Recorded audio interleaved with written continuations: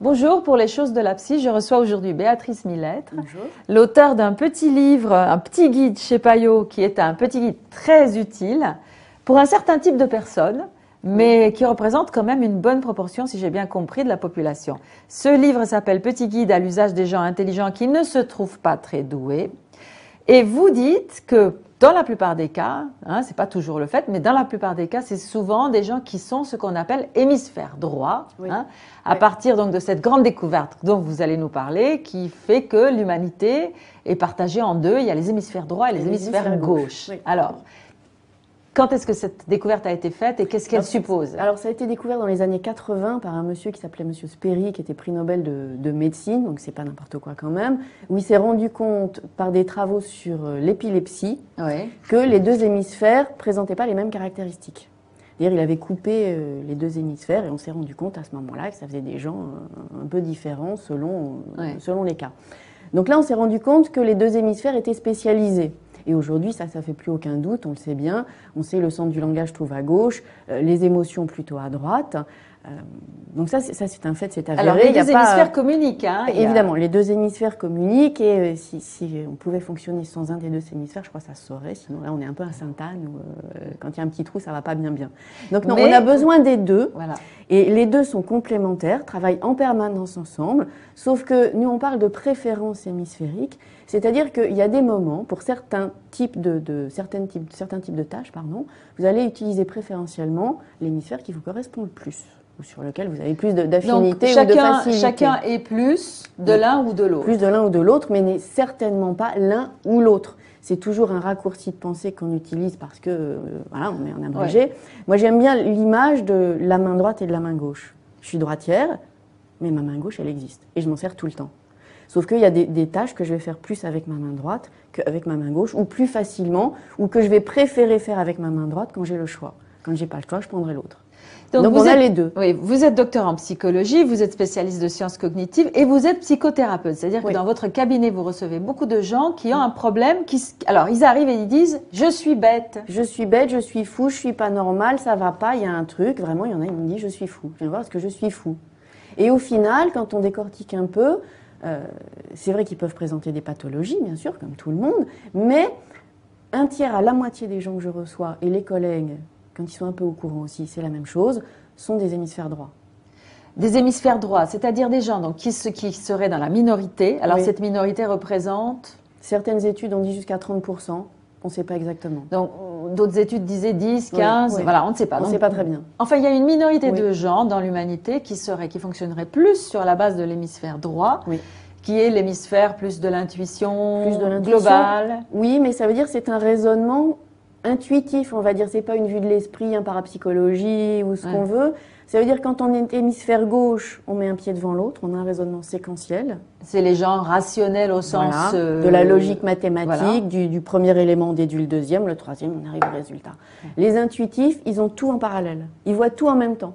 S'ils voient tout en même temps, ils peuvent par définition pas verbaliser les choses, parce que la parole c'est séquentiel, donc on ne peut pas dire deux mots en même temps. Donc ils n'ont pas conscience finalement des nœuds de leur raisonnement, et ça leur donne une intuition, une évidence. Et d'une certaine façon, ils voient plus juste, d'une certaine façon. C'est parce qu'ils ne sont pas tellement enfermés dans un petit raisonnement qui est forcément réduit, forcément limité. Ils voient le big picture, comme on dit en anglais, le grand tableau. Le grand angle. Voilà. Et donc, ils voient tout. Et comme ils voient tout, ils sont quand même capables de mieux comprendre ce qu'il en est. C'est vrai. Et donc, finalement, ce qu'ils font, c'est qu'ils arrivent à des résultats et ils ne savent pas comment. Ils ne savent pas comment. C'est le coup du gamin à l'école qui vous donne le résultat et l'institut lui dit « t'as copié sur ton voisin ». Alors qu'il n'a pas copié, c'est juste, il a le résultat, mais il ne sait pas comment. Donc, et ça, on peut apprendre. J'avais un ado au bureau, il était premier en maths, en terminale quand même, il est passé en prépa. Il avait le résultat, dès qu'il voyait l'énoncé, il mettait quelques lignes plus bas son résultat, puis ensuite il déroulait son raisonnement comme on lui avait appris à faire. Donc c'est en fait vous lui apprenez en fait à dérouler le raisonnement, parce que nous vivons dans une société où il faut dire d'où on sort ses idées, comment on est arrivé à telle conclusion. Mais lui finalement, à la limite, il s'en passerait. Il s'en passe complètement. Ouais. Et c'est ça qui provoque, d'après ce que vous dites, c'est ça qui provoque leur mal-être finalement. Ils sont en décalage par rapport à notre société qui est plus fondée sur les procédures du cerveau gauche. Tout à fait. Ils sont en décalage parce que depuis tout petit, ils fonctionnent à leur manière et puis on leur dit c'est pas comme ça qu'il faut faire. Et au lieu de dire c'est hors norme dans le sens de différent, ça renvoie à normal. Oui. Et donc ce que vous vous dites, c'est que ce n'est pas anormal. Pas du tout, c'est différent. C'est une intelligence différente. Ni meilleure, ni plus grande, ni moins bonne, ni tout ce qu'on veut, différente, c'est tout. Non mais quand je vous ai lu là, vous diriez presque que c'est meilleur, parce que c'est plus. Ah, déjà, d'abord, c'est plus créatif. C'est plus créatif. C'est quand même assez puissant si vous vous mettez les doigts de pied en éventail pour produire un raisonnement qui tient la route. Je trouve que c'est quand même pas mal. Ouais. Sauf que derrière, il n'y a pas l'adaptation à la société. Donc c'est vraiment, il y a du pour, il y a du contre. Et ce qui marche le mieux, et ça, moi, je me souviens d'un monsieur qui était directeur marketing qui me le disait, c'est de travailler en équipe. Un hémisphère droit, un hémisphère gauche. Lui, en étant réductrice, hein, il a les idées, l'autre, il les applique. D'accord. Et donc, là, ce sont des gens... ça dépote, c'est fabuleux. Alors, ce sont des gens qui ont beaucoup d'idées, qui sont très... qui foisonnent comme toute ça. La journée. Oui, ça, le petit vélo ne s'arrête jamais. Voilà, vous dites le petit vélo ne s'arrête jamais, c'est très amusant. Et j'ai parlé avec quelqu'un qui m'a dit, ah oui, c'est tout à fait moi, mon petit vélo ne s'arrête jamais, j'ai tout le temps la tête pleine d'idées. Et donc, de toute façon, c'est même pas... Il faut leur apprendre que s'ils veulent en faire quelque chose, leurs idées, à un moment donné, il faut bien choisir, il faut bien rentrer dans la réalité concrète, qui est un pied devant l'autre, pour concrétiser leur projet. Donc leur problème à eux, surtout, c'est de choisir. Oui. Et selon quels critères? Puisqu'ils voient tout, ils n'ont pas de raison, Et non, parce que ça veut dire choisir un, c'est abandonner tous les autres. Oui. Donc ça ne va pas du tout. Et professionnellement, on en voit beaucoup aussi qui sont en reconversion professionnelle parce qu'ils sont nulle part à leur place. Et je voyais quelqu'un l'autre fois qui animait un stage de reconversion qui me dit on en avait plus de la moitié. Ah oui, mais comment alors, finalement, ils peuvent trouver leur place puisqu'ils sont tellement polyvalents. Ils trouvent leur place, ce que je leur dis toujours, c'est à partir du moment, quelque part, ils n'ont qu'à prendre n'importe quoi qui les intéresse et ils y mettront leur touche personnelle. C'est-à-dire, il y aura la grosse planète qui est le morceau qu'ils doivent faire et puis les satellites qui vont les intéresser, comme, je sais pas quoi, écrire un article, faire une conférence, être prof quand ils font, s'ils peuvent aller, je sais pas, à HEC où ils veulent parce qu'ils sont dans le marketing, parce que vous voulez. Donc d'avoir des activités complémentaires qui s'appuient sur le noyau dur de leur métier, mais dont ils vont faire autre chose. Et à ce moment-là, ils peuvent inverser un petit peu, c'est les vases communicants, il y a un qui devient plus présent à un moment, un autre à un autre moment. Et là, ils ont finalement, ils peuvent enrichir eux-mêmes leur métier, et ça convient mieux. Oui. Et vous dites aussi que cette découverte qui a été faite, donc qui est très importante sur comment fonctionne finalement la rationalité humaine, on n'en a pas fait grand-chose. C'est-à-dire, on a découvert qu'il y avait quelque chose comme ça dans notre façon d'être, dans notre psychisme, dans notre cerveau, et puis on ne l'applique pas. Et pourquoi est-ce qu'on ne l'applique pas d'après vous? J'en sais rien. Je n'en sais rien, je ne peux pas vous répondre, je ne sais pas. Parce que ce n'est pas des cerveaux droits qui s'en sont occupés. Peut-être des cerveaux droits qui ne savaient pas réaliser. Peut-être aussi, je ne sais pas vous dire, parce que tout le monde me dit, ça existe, les cerveaux droits, les cerveaux gauches, tout le monde sait ça, est-ce que vraiment ça existe? Est-ce que ce n'est pas une théorie passée à la poubelle? Et puis vous voyez les recruteurs, les cabinets d'outplacement, vous disent, oui, nous on a un test, on les voit, les cerveaux droits, les cerveaux gauches. Je dis, qu'est-ce que vous faites après? Pour les aider, les accompagner? Rien du tout. Rien du tout. Il ne se passe rien. À l'école, il ne se passe rien. Et à l'école, je pense qu'à l'école, une bonne partie des échecs d'enfants doivent correspondre à cette mauvaise adaptation, quoi. Et ça pourrait être une bonne chose que d'apprendre aux professeurs de détecter les cerveaux droits. Ça pourrait être un peu indispensable. Aux États-Unis, ils sont en train de mettre au point un système pour un peu, pas à deux vitesses, mais tenant compte des deux manières de fonctionner. Et les cerveaux droits sont aussi des gens qui ont tendance, parce que justement, ils ont beaucoup d'idées, ils savent qu'ils sont intelligents, mais qu'ils arrivent à rien. Ils savent pas qu'ils sont intelligents. Justement. Ah, ils savent pas qu'ils sont intelligents. Ils savent pas. Parce que justement, ils n'arrivent à rien. Donc ils pensent qu'ils sont bêtes. Mais toutes ces idées qu'ils ont, ils les mettent sur le compte de quoi? De rien. De rien. Ça, ils y pensent même pas. Et pour eux, tout le monde fonctionne comme ça. Ah oui. Ils n'ont pas l'idée, pas plus que les cerveaux gauches n'ont l'idée que les hémisphères droits fonctionnent autrement. Donc les cerveaux droits n'ont pas l'idée que ça pourrait être autrement. Et quand vous leur faites lire les caractéristiques, ils vous disent, ben oui, c'est moi, mais c'est tout le monde. Eh non, c'est pas tout le monde. Ah oui. Enfin ça, c'est normal. Hein, on voit chacun. Et donc, en thérapie, vous, finalement, en thérapie, en coaching, vous aidez ces personnes à apprendre des procédures du cerveau gauche pour être plus adaptées à la société. Mais est-ce qu'il vous arrive d'avoir des gens qui sont cerveau gauche et qui disent « Ah, je voudrais bien un peu de créativité, comment faire, oui, docteur ?» on trouve des ateliers de décoincement du cerveau droit sur Internet. Moi, je trouve ça très rigolo. Décoincement du cerveau droit. Décoincement du cerveau droit, oui, tout à fait. Et on a, aux États-Unis, c'était le conseiller d'Al Gore qui vient de publier un livre. Il dit « Moi, je suis cerveau gauche. » Et la société économique de demain sera plutôt celle des cerveaux droits parce que multitâche, créatif, enfin bon, voilà, ce que vous voulez. Oui, tout ce qui va dans le sens d'une vision synthétique, en morceaux, voilà, pas tranchée, comme ça. Et donc lui, son livre, c'est de dire, voilà, vous êtes hémisphère gauche, apprenez à fonctionner, à tirer parti aussi de votre hémisphère droit et à devenir un peu créatif, un peu ouvrez un peu les antennes, etc., etc. Et c'est faisable. On peut apprendre. Bien sûr, c'est faisable puisque nos deux hémisphères travaillent en permanence ensemble. Donc c'est pas l'un ou l'autre. Encore une fois, ils collaborent. C'est vraiment l'histoire de la main droite, la main gauche. Si j'ai un bras dans le plâtre, moi je suis droitière, ben, je vais apprendre à écrire de ma main gauche. Ouais. Ça sera plus difficile et si j'ai le choix, je le fais pas. Mais donc, si j'ai pas le choix, je le fais. Finalement, ce que vous conseillez beaucoup, je crois, aux gens, aux adultes qui sont cerveau droit, c'est de trouver quelqu'un, un cerveau gauche avec qui ils s'entendent et de faire équipe. Oui, ça marche bien. Et c'est bien pour le cerveau gauche aussi. Bien sûr. C'est parce que l'équipe, là, elle marche tout de suite. Et quel que soit il faut qu'ils se mettent d'accord. Il faut qu'ils puissent s'entendre, il faut qu'ils puissent croire l'un à l'autre que ça peut aller, il faut qu'ils s'entendent tout simplement. Mais une fois qu'ils s'entendent, ça marche très très bien. Bon, alors donc pour tous ceux qui sont intelligents mais qui ont un doute, qui se trouvent pas très doués mais qui ont beaucoup d'idées, donc ça c'est déjà un premier indice. Avoir beaucoup d'idées, se sentir un peu mal dans sa peau. Oui. Et des idées qui tombent de la tête. Des idées qui tombent de la tête, avoir toujours le petit vélo dans la tête qui fonctionne. Ça veut pas dire que vous êtes bête, ça veut dire que vous êtes intelligent différemment. Béatrice Millettre. Merci Béatrice. Merci à vous. Au revoir. Au revoir.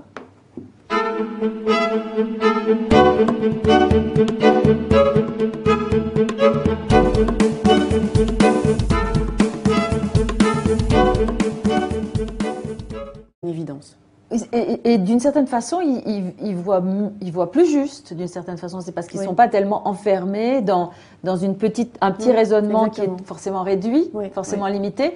Ils voient ils voient big picture, comment dire en anglais, le grand tableau, le grand angle. Voilà. Et donc ils voient tout. Et comme ils voient tout, ils sont quand même capables de mieux comprendre ce qu'il en est. C'est vrai. Et donc finalement, ce qu'ils font, c'est qu'ils arrivent à des résultats et ils savent pas comment. Ils savent pas comment. C'est le coup du gamin à l'école qui vous donne le résultat et l'institut lui dit bah t'as copié sur ton voisin. Alors qu'il n'a pas copié, c'est juste il a le résultat, mais il sait pas comment. Donc, et ça, on peut apprendre. J'avais un ado au bureau, il était premier en maths, en terminale quand même, il passait en prépa. Il avait le résultat, dès qu'il voyait l'énoncé, il mettait quelques lignes plus bas son résultat, puis ensuite il déroulait son raisonnement comme on lui avait appris à faire. Donc c'est en fait vous lui apprenez en fait à dérouler le raisonnement parce que nous vivons dans une société où il faut dire d'où on sort ses idées, comment on est arrivé à telle conclusion. Mais lui finalement, à la limite, il s'en passerait. Il s'en passe complètement. Et c'est ça qui provoque, d'après ce que vous dites, c'est ça qui provoque leur mal-être finalement. Ils sont en décalage par rapport à notre société qui est plus fondée sur les procédures du cerveau gauche. Tout à fait. Ils sont en décalage parce que depuis tout petit, ils fonctionnent à leur manière et puis on leur dit c'est pas comme ça qu'il faut faire. Et au lieu de dire c'est hors norme dans le sens de différent, ça renvoie à normal. Oui. Et donc ce que vous vous dites, c'est que ce n'est pas anormal. Pas du tout, c'est différent. C'est une intelligence différente. Ni meilleure, ni plus grande, ni moins bonne, ni tout ce qu'on veut. Différente, c'est tout. Non mais quand je vous ai lu là, vous diriez presque que c'est meilleur parce que c'est plus. Déjà, d'abord, c'est plus créatif. C'est plus créatif. C'est quand même assez puissant si vous vous mettez les doigts de pied en éventail pour produire un raisonnement qui tient la route. Je trouve que c'est quand même pas mal. Sauf que derrière, il n'y a pas l'adaptation à la société. Donc c'est vraiment, il y a du pour, il y a du contre. Et ce qui marche le mieux, et ça, moi, je me souviens d'un monsieur qui était directeur marketing qui me le disait, c'est de travailler en équipe. Un hémisphère droit, un hémisphère gauche. Lui, en étant réductrice, il a les idées, l'autre, il les applique. D'accord. Et là, ça dépote, c'est fabuleux. Alors, ce sont des gens qui ont beaucoup d'idées, Oui. qui sont très, qui foisonnent comme toute ça. La journée. Oui, ça, le petit vélo s'arrête jamais. Voilà, vous dites ça le petit vélo ne s'arrête ouais, jamais, c'est très amusant. Et j'ai parlé avec quelqu'un qui m'a dit, ah oui, c'est tout à fait moi. Mon petit vélo ne s'arrête jamais. J'ai tout le temps la tête pleine d'idées. Et donc, de toute façon, c'est même pas, il faut leur apprendre que s'ils veulent en faire quelque chose, leurs idées, à un moment donné, il faut bien choisir, il faut bien rentrer dans la réalité concrète, qui est un pied devant l'autre, pour concrétiser leur projet. Donc leur problème à eux, surtout, c'est de choisir. Oui. Et selon quels critères? Puisqu'ils voient tout, ils n'ont pas de raison. Et non, parce que ça veut dire choisir un, c'est abandonner tous les autres. Oui. Donc ça ne va pas du tout. Et professionnellement, on en voit beaucoup aussi. Et vous lui apprenez en fait à dérouler le raisonnement parce que nous vivons dans une société où il faut dire d'où on sort ses idées, comment on est arrivé à telle conclusion. Mais lui finalement, à la limite, il s'en passerait. Il s'en passe complètement. Et c'est ça qui provoque, d'après ce que vous dites, c'est ça qui provoque leur mal-être finalement. Ils sont en décalage par rapport à notre société qui est plus fondée sur les procédures du cerveau gauche. Tout à fait. Ils sont en décalage parce que depuis tout petit, ils fonctionnent à leur manière et puis on leur dit c'est pas comme ça qu'il faut faire. Et au lieu de dire c'est hors norme dans le sens de différent, ça renvoie anormal. Oui. Et donc ce que vous vous dites, c'est que ce n'est pas anormal. Pas du tout, c'est différent. C'est une intelligence différente. Ni meilleure, ni plus grande, ni moins bonne, ni tout ce qu'on veut. Différente, c'est tout. Non mais quand je vous ai lu là, vous diriez presque que c'est meilleur parce que c'est plus... déjà, d'abord c'est plus créatif. C'est plus créatif. C'est quand même assez puissant si vous vous mettez les doigts de pied en éventail pour produire un raisonnement qui tient la route. Je trouve que c'est quand même pas mal. Sauf que derrière, il n'y a pas l'adaptation à la société. Donc c'est vraiment, il y a du pour, il y a du contre. Et ce qui marche le mieux, et ça moi je me souviens d'un monsieur qui était directeur marketing qui me le disait, c'est de travailler en équipe. Un hémisphère droit, un hémisphère gauche. Lui, en étant réductrice, il a les idées, l'autre il les applique. D'accord. Et là, ça dépote, c'est fabuleux. Alors, ce sont des gens qui ont beaucoup d'idées, qui sont très, qui foisonnent comme toute ça. La journée. Oui, ça, le petit vélo s'arrête jamais. Voilà, vous dites le petit vélo ne s'arrête jamais, c'est très amusant. Et j'ai parlé avec quelqu'un qui m'a dit, ah oui, c'est tout à fait moi. Mon petit vélo ne s'arrête jamais. J'ai tout le temps la tête pleine d'idées. Et donc, de toute façon, c'est même pas, il faut leur apprendre que s'ils veulent en faire quelque chose, leurs idées, à un moment donné, il faut bien choisir, il faut bien rentrer dans la réalité concrète, qui est un pied devant l'autre, pour concrétiser leur projet. Donc leur problème à eux, surtout, c'est de choisir. Oui. Et selon quels critères? Puisqu'ils voient tout, ils n'ont pas de raison. Et non, parce que ça veut dire choisir un, c'est abandonner tous les autres. Oui. Donc ça ne va pas du tout. Et professionnellement, on en voit beaucoup aussi qui sont en reconversion professionnelle parce qu'ils sont nulle part à leur place. Et je voyais quelqu'un l'autre fois qui animait un stage de reconversion qui me dit on en avait plus de la moitié. Ah oui, mais comment alors finalement ils peuvent trouver leur place puisqu'ils sont tellement polyvalents. Ils trouvent leur place, que je leur dis toujours, c'est à partir du moment, quelque part, ils n'ont qu'à prendre n'importe quoi qui les intéresse et ils y mettront leur touche personnelle. C'est-à-dire, il y aura la grosse planète qui est le morceau qu'ils doivent faire et puis les satellites qui vont les intéresser, comme, je sais pas quoi, écrire un article, faire une conférence, être prof quand ils font, s'ils peuvent aller, je sais pas, à HEC où ils veulent parce qu'ils sont dans le marketing, parce que vous voulez. Donc d'avoir des activités complémentaires qui s'appuient sur le noyau dur de leur métier, mais dont ils vont faire autre chose. Et à ce moment-là, ils peuvent inverser un petit peu, c'est les vases communicants, il y a un qui devient plus présent à un moment, un autre à un autre moment. Et là, ils ont finalement, ils peuvent enrichir... Les procédures du cerveau gauche. Tout à fait. Ils sont en décalage parce que depuis tout petit, ils fonctionnent à leur manière et puis on leur dit c'est pas comme ça qu'il faut faire. Et au lieu de dire c'est hors norme dans le sens de différent, ça renvoie anormal. Oui. Et donc ce que vous vous dites, c'est que ce n'est pas anormal. Pas du tout, c'est différent. C'est une intelligence différente. Ni meilleure, ni plus grande, ni moins bonne, ni tout ce qu'on veut, différente, c'est tout. Non mais quand je vous ai lu là, vous diriez presque que c'est meilleur parce que c'est plus... déjà, d'abord c'est plus créatif. C'est plus créatif. C'est quand même assez puissant si vous vous mettez les doigts de pied en éventail pour produire un raisonnement qui tient la route. Je trouve que c'est quand même pas mal. Sauf que derrière, il n'y a pas l'adaptation à la société. Donc c'est vraiment, il y a du pour, il y a du contre. Et ce qui marche le mieux, et ça moi je me souviens d'un monsieur qui était directeur marketing qui me le disait, c'est de travailler en équipe. Un hémisphère droit, un hémisphère gauche. Lui, en étant réductrice, il a les idées, l'autre il les applique. D'accord. Et là, ça dépote, c'est fabuleux. Alors, ce sont des gens qui ont beaucoup d'idées, Oui. qui sont très, qui foisonnent comme toute ça. La journée. Oui, ça, le petit vélo s'arrête jamais. Voilà, vous dites le petit vélo ne s'arrête ouais, jamais, c'est très amusant. Et j'ai parlé avec quelqu'un qui m'a dit, ah oui, c'est tout à fait moi, mon petit vélo ne s'arrête jamais, j'ai tout le temps la tête pleine d'idées. Et donc, de toute façon, c'est même pas, il faut leur apprendre que s'ils veulent en faire quelque chose, leurs idées, à un moment donné, il faut bien choisir, il faut bien rentrer dans la réalité concrète, qui est un pied devant l'autre, pour concrétiser leur projet. Donc leur problème à eux, surtout, c'est de choisir. Oui. Et selon quels critères? Puisqu'ils voient tout, ils n'ont pas de raison. Et non, parce que ça veut dire choisir un, c'est abandonner tous les autres. Oui. Donc ça ne va pas du tout. Et professionnellement, on en voit beaucoup aussi qui sont en reconversion professionnelle parce qu'ils sont nulle part à leur place. Et je voyais quelqu'un l'autre fois qui animait un stage de reconversion qui me dit on en avait plus de la moitié. Ah oui, mais comment alors finalement ils peuvent trouver leur place puisqu'ils sont tellement polyvalents. Ils trouvent leur place, ce que je leur dis toujours, c'est à partir du moment, quelque part, ils n'ont qu'à prendre n'importe quoi qui les intéresse et ils y mettront leur touche personnelle. C'est-à-dire, il y aura la grosse planète qui est le morceau qu'ils doivent faire et puis les satellites qui vont les intéresser, comme, je sais pas quoi, écrire un article, faire une conférence, être prof quand ils font, s'ils peuvent aller, je sais pas, à HEC où ils veulent parce qu'ils sont dans le marketing, parce que vous voulez. Donc d'avoir des activités complémentaires qui s'appuient sur le noyau dur de leur métier, mais dont ils vont faire autre chose. Et à ce moment-là, ils peuvent inverser un petit peu, c'est les vases communicants, il y a un qui devient plus présent à un moment, un autre à un autre moment. Et là, ils ont finalement, ils peuvent enrichir eux-mêmes leur métier, et ça convient mieux. Oui. Et vous dites aussi que cette découverte qui a été faite, donc qui est très importante sur comment fonctionne finalement la rationalité humaine, on n'en a pas fait grand-chose. C'est-à-dire, on a découvert qu'il y avait quelque chose comme ça dans notre façon d'être, dans notre psychisme, dans notre cerveau, et puis on ne l'applique pas. Et pourquoi est-ce qu'on